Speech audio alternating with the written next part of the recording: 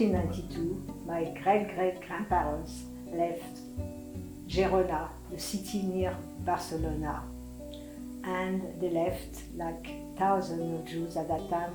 I believe it was an Alhambra decree where all the Jews, they had 3 months to leave Spain. I read like hundreds of thousands of Jews converted to Catholicism, and many of them didn't want it. So they left, and they took, I believe, a boat, and like thousands of Jews, they went all over the Mediterranean Sea and tried to find a home. Then my family found themselves in Enderne, where the Sultan opened his door to all Jews from Spain, maybe from the 1800s, and their business were serology, and they were doing this for a long time. My grandparents had 5 children. This is Annette, this is Donnie, this is Albert, and this is Colomba, which was my mother, and Eliezer.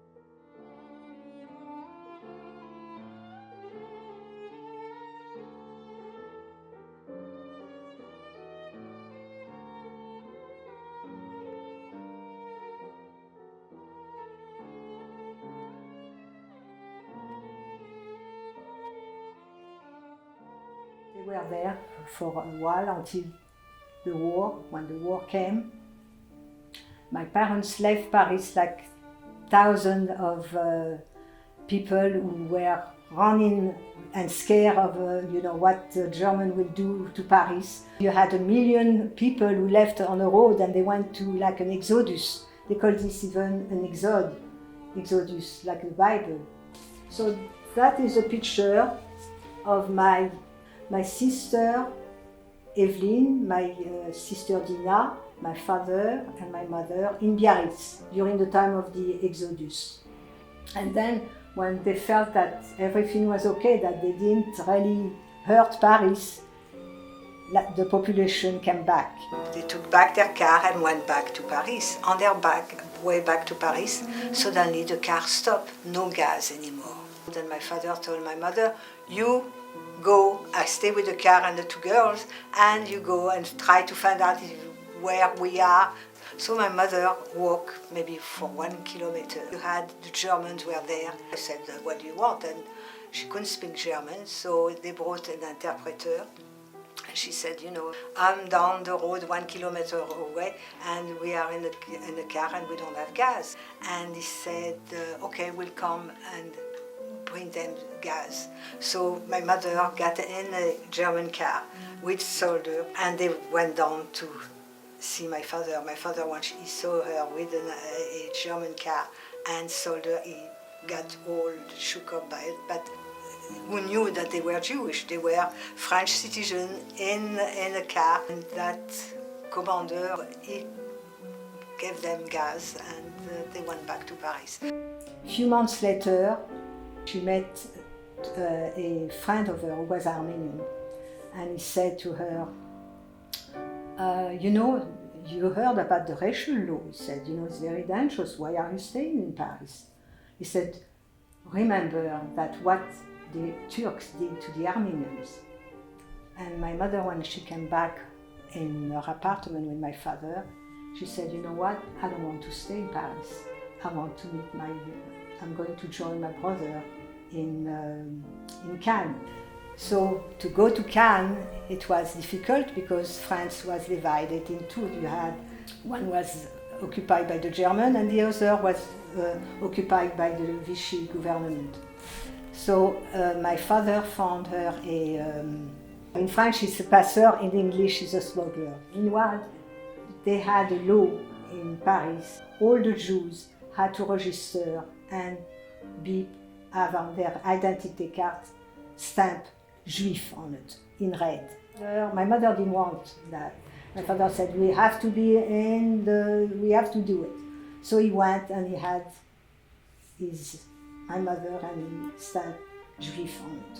So my mother, when she takes the train and from Paris, go to Chalon-sur-Saône, where she was going to meet that passeur, she saw at the train that they were checking identity papers. And when she saw that, she got kind of, she said, how I'm going to do it, they're going to do something to me. So when she passed by, she put her thumb on where it was stamped Jew on it, Juif.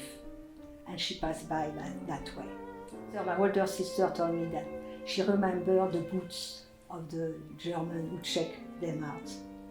Then she left and she met a woman who told her in a few days, no, the passeur is not there, you will have to wait.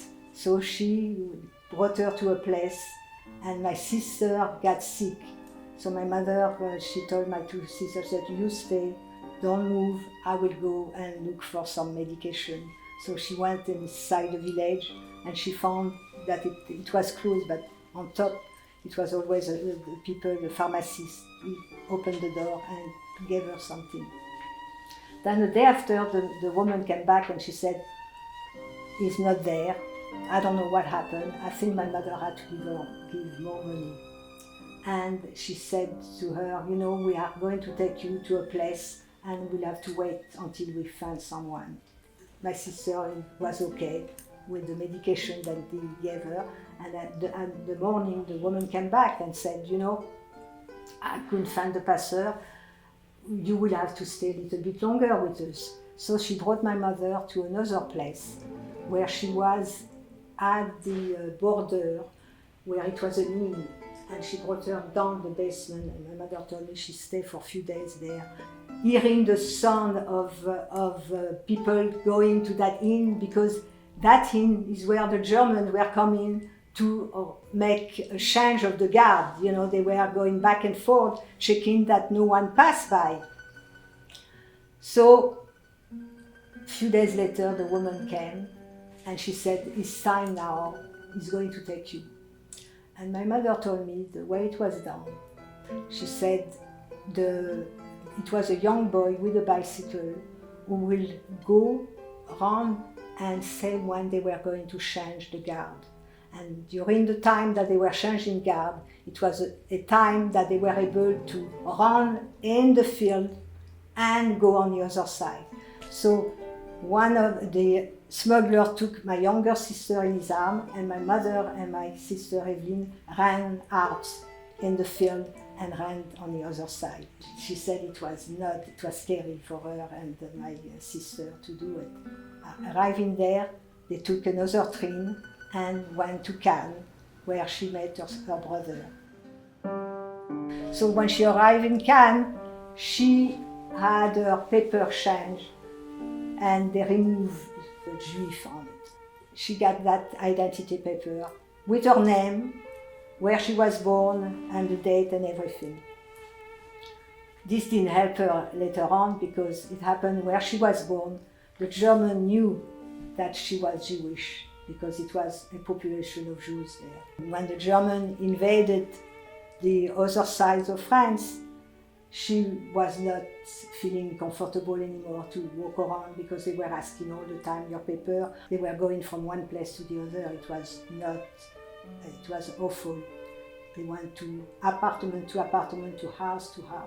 But my father, a few months after my mother left, one morning, meanwhile he was shaving, he heard a strange noise of a car. And he realized that it was a diesel noise. He went to the window, and what did he see? Germans were there with the cars and starting to take out people.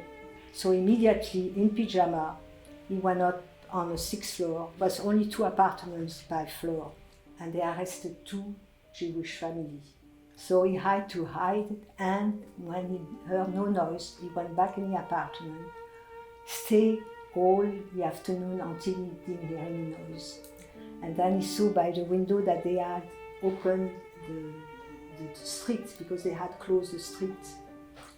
And he said, this is the time for me to get out. And he did the same thing that my mother found a way to get out. I was born in 1942, October 1942. The German arrived almost at that time in the south, because I know my parents were going to leave France. They had papers to go to Santiago, Chile. They closed the port. And it was too dangerous to go to Spain and with a child to go through the Pyrenees. So they decided to stay in Cannes. After that I was born. And my mother, the doctor who to help her to give birth, told her that she will have to let me go and he will find someone to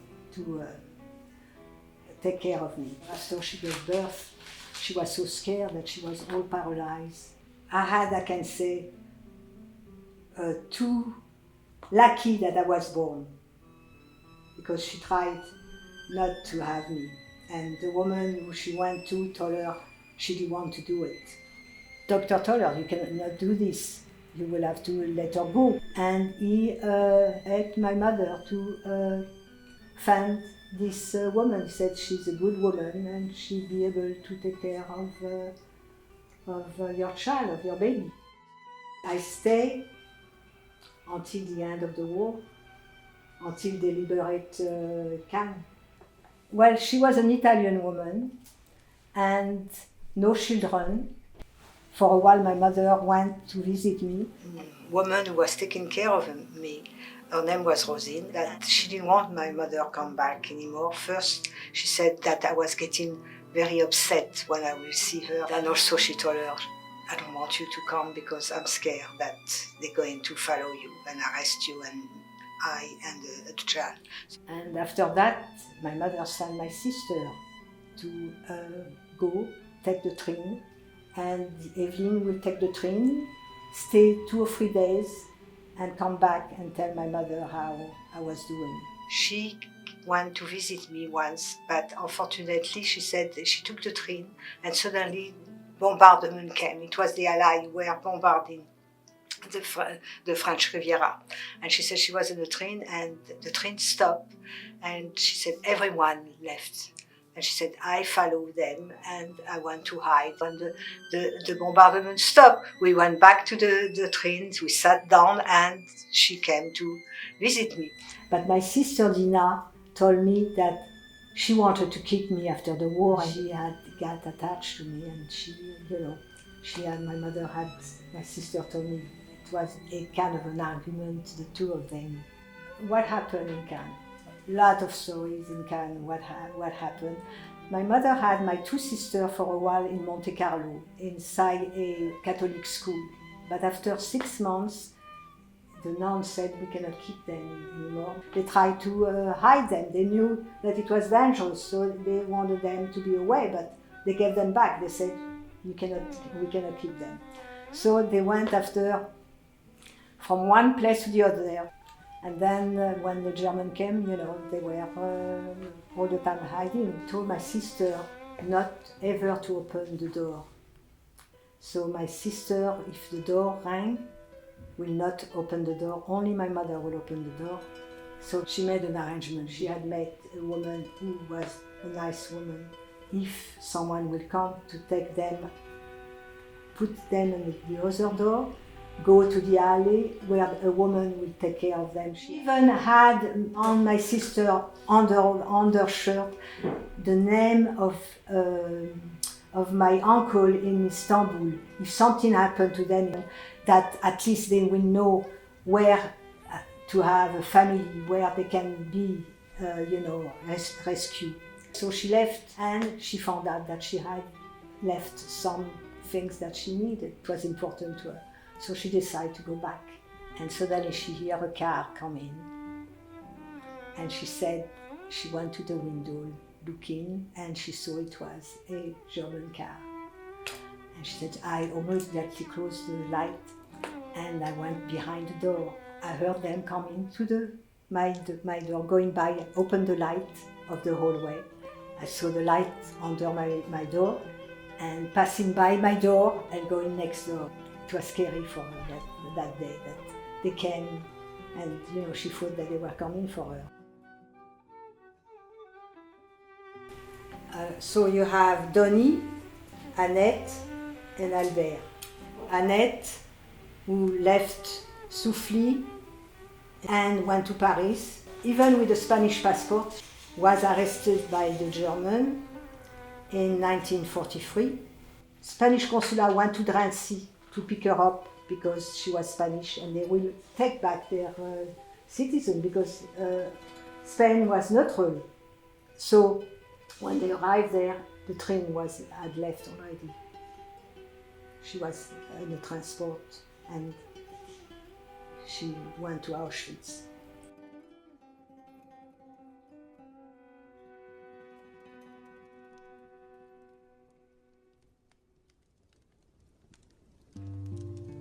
Donnie, she was taken with a child, she was married in Greece, with her mother-in-law and her brother-in-law. The Bulgars came to the town and picked up all the Jews, put them in a boat. The boats had so many people drowned. People who survived, they put them in a train and sent them to Vienna and to Treblinka from there.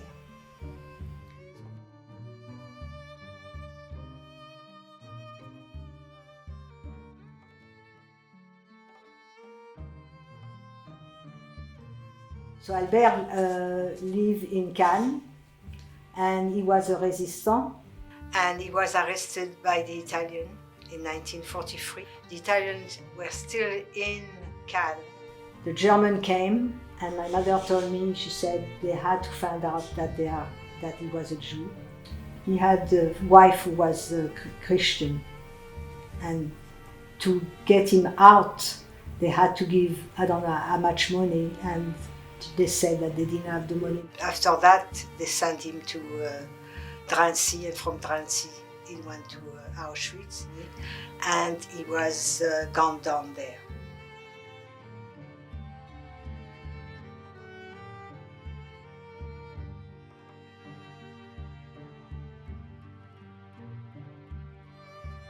My mother and my uncle are the one who survived. Eliezer was living in Souffly. 1942, I believe, they came, but he had a girlfriend who opened the door, and she said in Greek, "The bastard, he left me 3 days ago. I don't know where is he." So they closed the door and left. My uncle was in the bathroom shaving.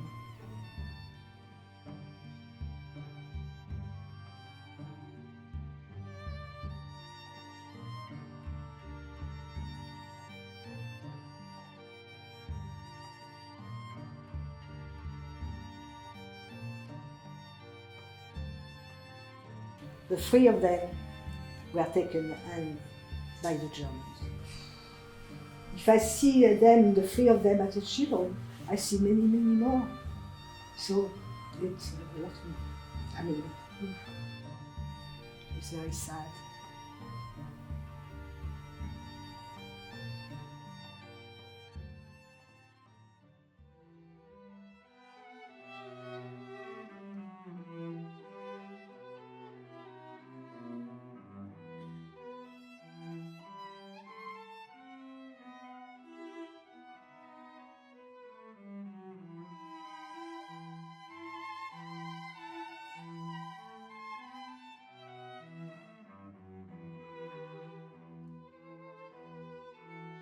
My message is always be pro-Israel.